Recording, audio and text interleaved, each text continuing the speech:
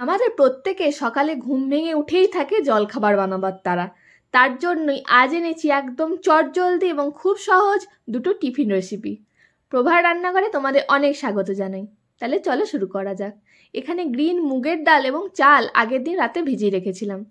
সাথে দুটো কাঁচা লঙ্কা আর অল্প পরিমাণে একটু আদা দিয়ে এটা মিক্সার গ্রাইন্ডারে আমি গ্রাইন্ড করে নিচ্ছি।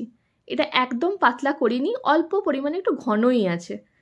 সাথে নিয়ে নিয়েছি কিছু ভেজিটেবলস, যেমন এখানে নিয়েছি ক্যাপসিকাম, পেঁয়াজ, টমেটো ও গাজর। ও একটা চপারের মধ্যে এক এক করে প্রত্যেকটা ভেজিটেবলসকে আমি এখানে চপ করে নেব। এখানে যেমন দেখতে পাচ্ছ ক্যাপসিকামটা চপ করে নিয়েছি, সাথে টমেটো, পেঁয়াজ এবং গাজর। এক এক করে চপ করে নেওয়া সবজিগুলো প্রত্যেকটাই আমি ডালের মিক্সচারটা দিয়ে দিচ্ছি। এর সাথে দিয়ে দেবো পরিমাণ মতো নুন, অল্প পরিমাণে হলুদ, অল্প পরিমাণে চিনি এবং অল্প চাট মশলা। এটাকে হাতার সাহায্যেই আমি ভালোভাবে মিক্স করে নেব। একটা ফ্রাইং প্যানে অল্প তেল ব্রাশ করে এক হাতা করে দেবো এবং এটাকে হাতার সাহায্যেই ভালোভাবে আমি ফ্রাইং প্যানটার মধ্যে চাড়িয়ে নেব। যেহেতু এটা খুব পাতলা করিনি এবং এটা একটু অল্প পরিমাণে একটু থিকনেসটা থাকবে।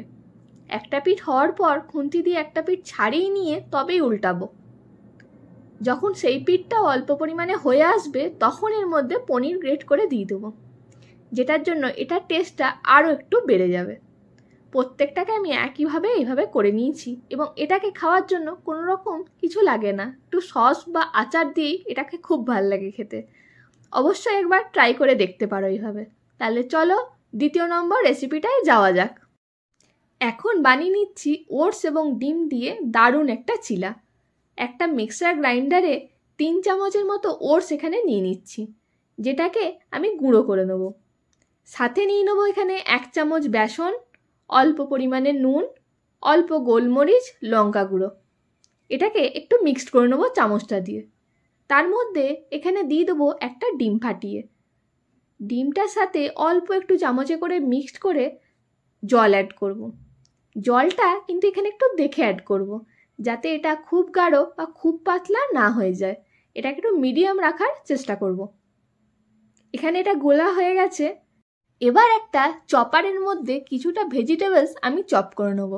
এখানে আমি নিয়ে নিচ্ছি কিছুটা টমেটো, অল্প পরিমাণে ক্যাপসিকাম, গাজর, পেঁয়াজ, দুটো কাঁচা লঙ্কা এবং অল্প পরিমাণে একটু ধনেপাতা।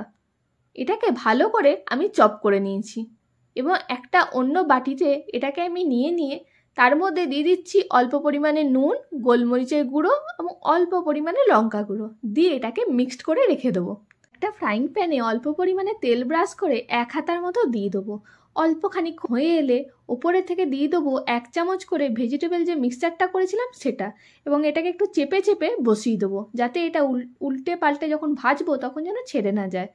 এইভাবে একটু টাইম নিয়ে উল্টে পাল্টে ভেজে নিলেই একদম রেডি এই এগ এবং ওটসের দারুণ টেস্টি চিলা, যেটা মেয়োনিজের সাথে খেতে খুব ভালো লাগে। ভিডিওগুলো যদি ভালো লাগে তবে একটা লাইক কমেন্ট করে জানিও, আর চ্যানেলটা সাবস্ক্রাইব করতে কিন্তু একদম ভুলো না। তাহলে দেখা হচ্ছে পরের কোনো ভিডিওতে দারুণ কোনো একটা রেসিপির সাথে।